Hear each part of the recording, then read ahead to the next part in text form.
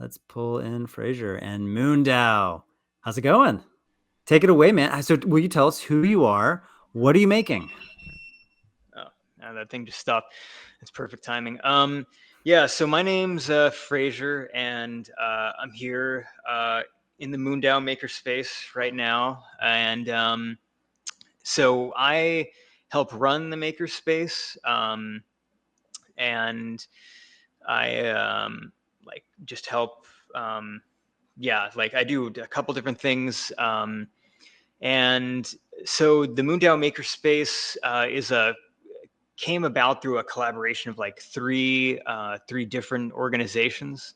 If you want to go to the next slide, I can explain a little more. So yeah, so the MoonDAO Makerspace, uh, uh, its origins are in the Vitalia pop-up city.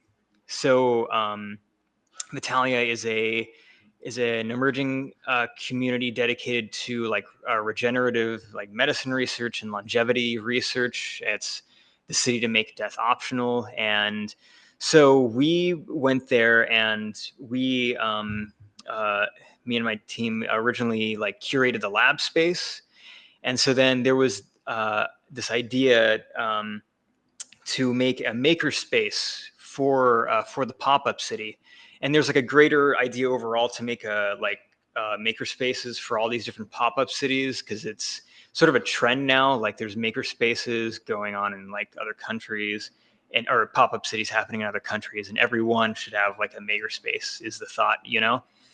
So yeah, so this was the one for Vitalia, and so Symbiont Labs is a company that I helped co-found, and we make implants like implantable chips and magnets and LEDs and that sort of stuff. And so Very cool. we like Implantable in human bodies, I assume, yeah since yeah the tag yeah is "We make cyborgs." yeah.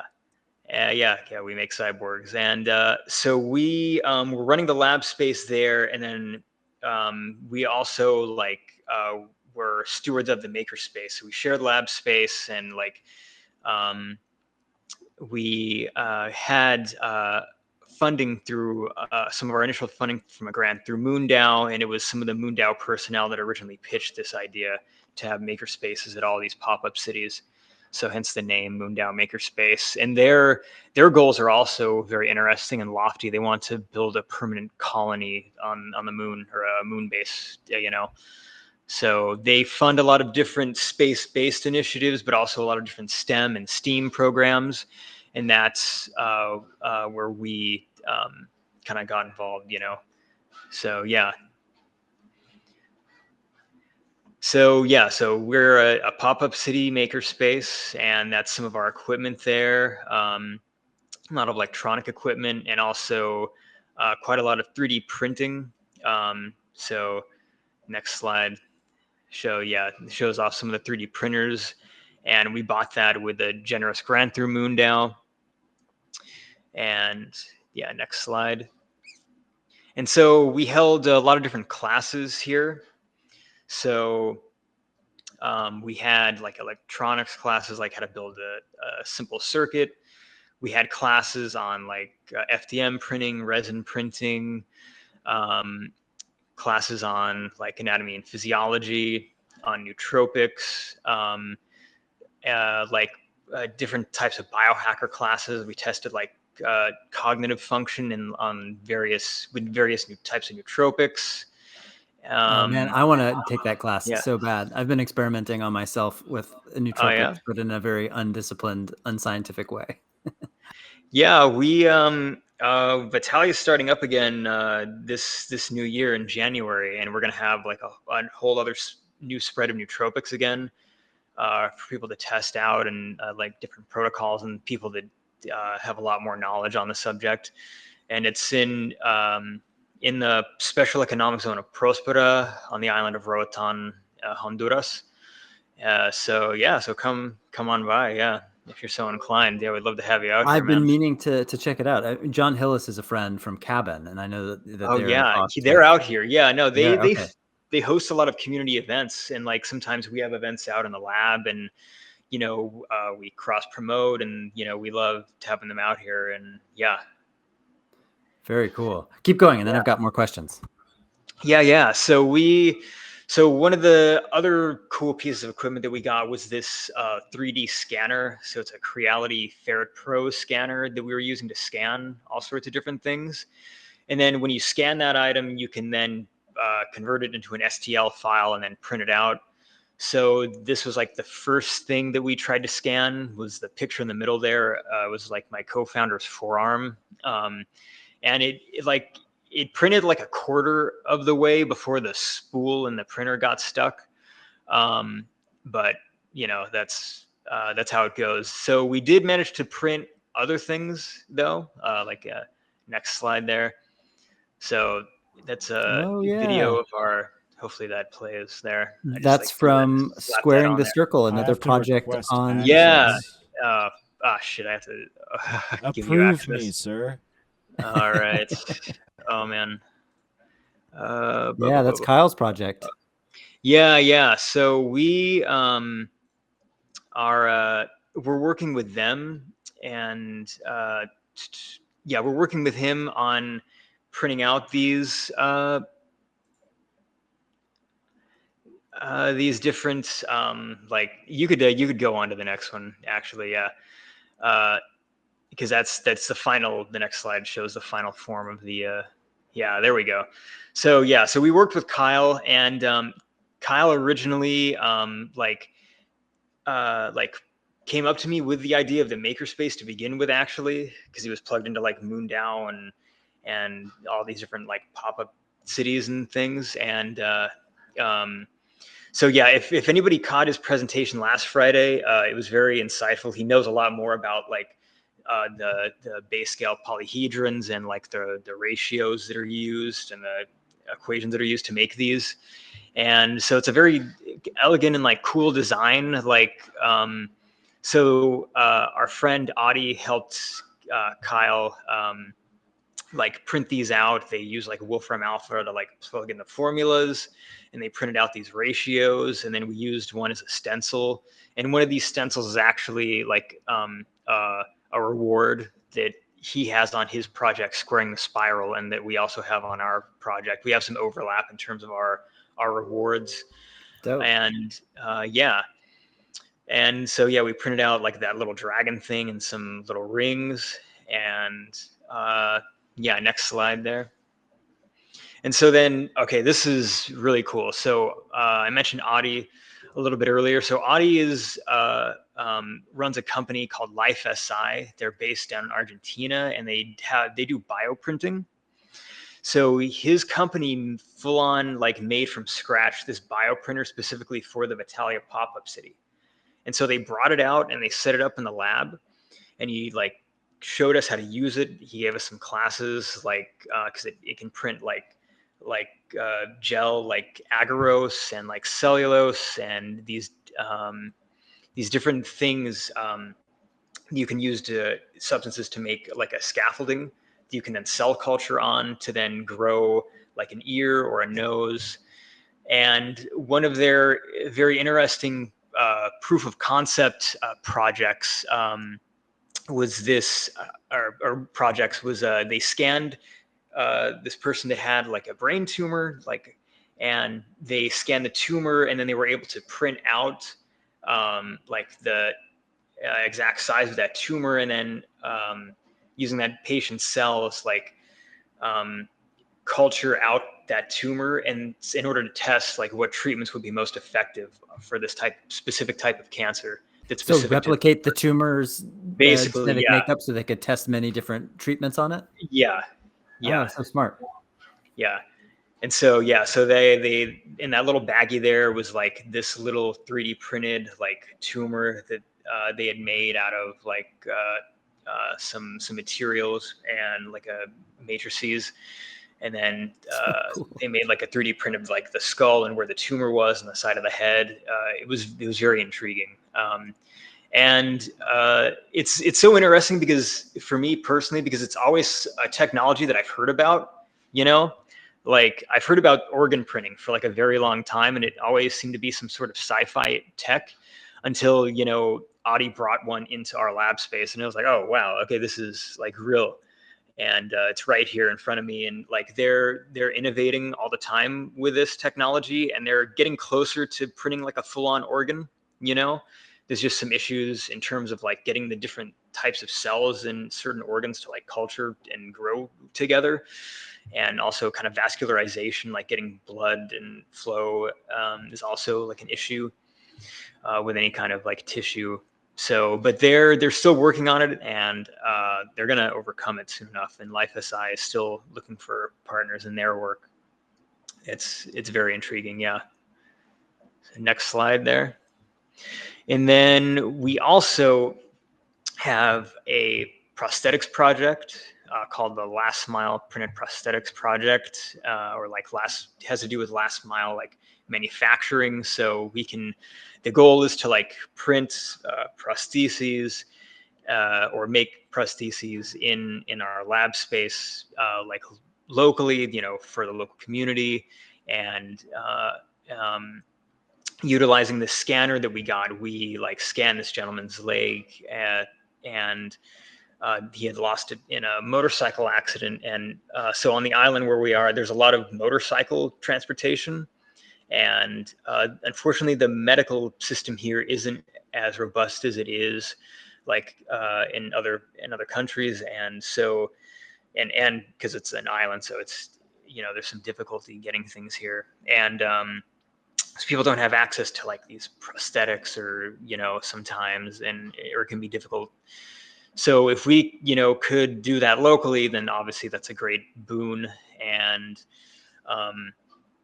so we are still like working on that, and we're still looking for people to collaborate with on that kind of know more about it, because it's quite complicated to make like a whole prosthetic. There's a lot of different variables like size and shape and gait, especially when it's a leg. Like what are you going to make it out of? Like, is a 3D printed one like really that strong? You're going to have to like injection mold it, like so there's a lot of considerations there. And yeah, it's yeah, very intriguing. Cool. And then speaking of community outreach, we also during World Space Week, we had the Roatan Rocketry Day. And so we went to the local community here called Crawfish Rock, and we had all the kids help us assemble some of these little like model rockets, and we also had some pre-assembled, and we also had some that we 3D printed and like had the kids assemble. And then you put these little like rocket cartridges inside of them, and then you just like launch them up, and it's very cool to see. And like the kids in the local community don't usually see things like that, and so it was very cool for us to go out there, and then they were just fascinated by it.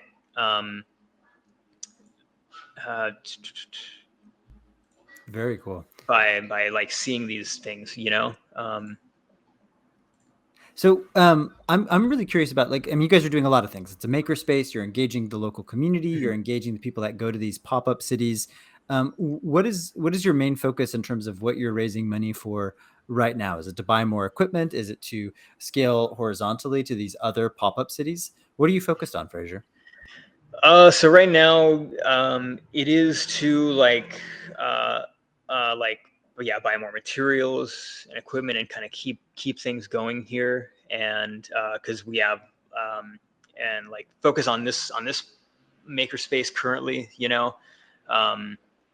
and also to like bring more people in, like and to help us like kind of run it. So we've been talking to different people to help kind of take the mantle from us and kind of run this makerspace, because we're as a part of Symbiont Labs, we also have our own like company and business that we're doing. So we we don't want to be stretched too thin or anything. We want to kind of pass this off to somebody who's really going to take it and run with it, and turn it into its own thing that's going to be able to run like year round all the time.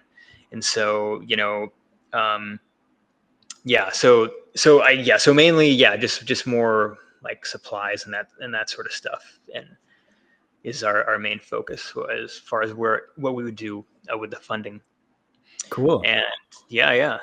And so yeah, and that's part of the community outreach, is the way that I think we're going to keep this going, after the pop-up cities, because we have a pop-up city coming up in January, but then after, about like March, when it's going to die down, a little bit, and people come and go. So if you can reach out to the community and do more and have more community members like come in and like work in the space and take charge of it, then that's gonna help And for these keep it pop-up sustainable. cities, do you just pack up all the equipment in Roatan and ship it to wherever the pop-up city is, or what's the Oh, logistics of that?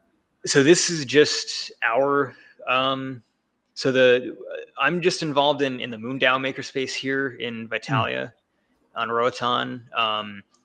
I haven't really been to any other pop-up cities, honestly, Okay, so where part it's of part of your initiative is not the traveling no, makerspace, it's just the one in Roatan. Got it. yeah, yeah.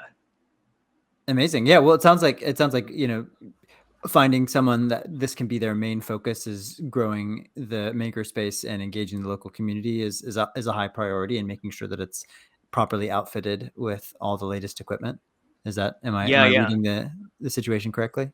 Yeah, definitely. Yeah. Huh, very cool. Well, what is it like in Roatan? A little bit of a sidebar. I know that there was some kerfluffle with the local government. Did that get ironed out, or are you guys still in limbo, or what's going on with that? It's like we're sort of in limbo. Basically, they're basically like the Supreme. I don't know how detailed I should get, but the Supreme Court ruled that like the special economic zones, which is where we are, were ruled like unconstitutional. And then in their ruling, they said though that like the current what companies that are currently in the zone can like remain there until we figure out like a transition plan. Basically, is from that's my interpretation of it, at least. So they're going to figure out like what to do with us, since we're already here and there's already like this little district set up here. Um, so it's an evolving situation. They're not gonna like kick us out or anything like that. It's nothing like that. We're gonna be able to stay here and I think pretty much do what we've been doing thus far. So, um, especially in terms of the makerspace, um, so yeah, the local community seems like to enjoy it, and we're just trying to like, uh, you know, um, uh, get the local community involved in like this tech that they've probably haven't seen before and that sort of thing, and teaching and that stuff. So And yeah. and why did you choose to move there with Symbiont Labs? Is it because it's in a special economic zone that allows you to tinker with inserting circuitry into humans? Yeah, we can do more things here that we wouldn't be able to, like back in the States where we're from. We can, you're able to also kind of customize your regulations, um, when you're here in the zone. So, back home, like some of the implants we want to do are in a bit more of a gray area, but out here, we can like have our course charted out much more clearly and make these things without worry that they would be like too heavily regulated and that sort of thing. um, Cool. Do you wanna tell us so about your rewards? yeah, so we have a couple different quite a few different rewards. So we have like a little cheer bot, which is also similar to the squaring the spiral project. Like we have, so there are these little 3D printed robots. There's like a tall one called the ETH bot and a shorter one called the Eco bot. We have our artifacts made by our artist Luis, who was pictured, like at least the back of his head was pictured in during the Roatan Rocketry Day slide. And we also have STL files for the rockets, and also like physical rockets that we're going to be making. And we also have like the little stencils made out of the the spiral shape that we are 3D printing out on the base polyhedron shape, and also some earrings. So yeah. Very cool. Well, what else do you have for us? So there was the slide before this. There was a video of like a rocket launch. Let's see if I hit if the permissions are correct. It's just a quick little clip. I love rockets. I bought one for my son maybe 3 months ago. Yeah. He loved launching it. It was so much fun. Hey. We totally Yeah, lost yeah. that one launch, and it landed in someone's backyard, and we gave up. I mean, yeah, retrieving them is like a different story. Like some got into the trees, you know, and like some of them have parachutes, but some of them don't. They just have like a retrieval flyer. Basically, it's like a little like fluorescent orange thing, and you're supposed to go and pick it out of the forest, and you know, so yeah, we're gonna. You lost a lot of rockets. We lost some. Yeah, we're gonna during the pop-up city. I want to sponsor like a cleanup, like the beach day, and just go down and like pick up some of the trash and stuff, and because there's quite a bit out here, because like the trash situation is difficult on this island, you know. So yeah, so could kind of make up for some of the ones that might be just in the weeds there. Well, thank you so much for presenting your project. I think the work you're doing is amazing. I love makerspaces. I was a part of a makerspace in San Francisco.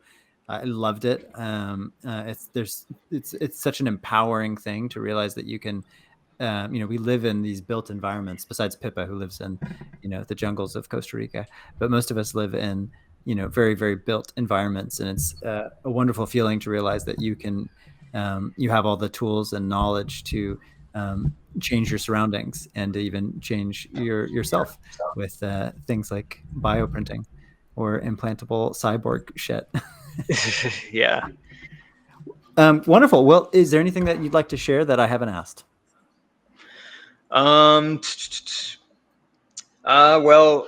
got Vitalia coming up, and that's going to run from January to March of next year, and we also have our own summit that's going to be part of that towards the end of February, beginning of March, called the Human Augmentation Summit.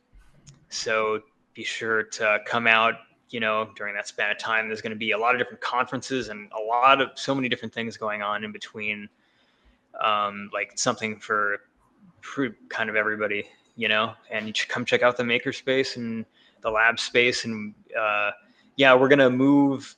We moved like once already, and we're going to move again some of the makerspace stuff into this big multi-story building called the Duna Tower. So dope. Yeah. Well, I'd love to come. I'm not sure if I'll make it in January or February, but I will make it at some point. If Roatan doesn't kick you guys out, I will come. No, we should be good. Yeah. So far as I know, you will. Yeah. Lovely talking to you. Scott, do you want to do some outro music? I was exactly thinking that. We are on the exact same page. All right, Fraser. Enjoy the rest of your day. Thank you, creators, for presenting. Let's soak up a little bit of music from Scott and then say adieu for the day.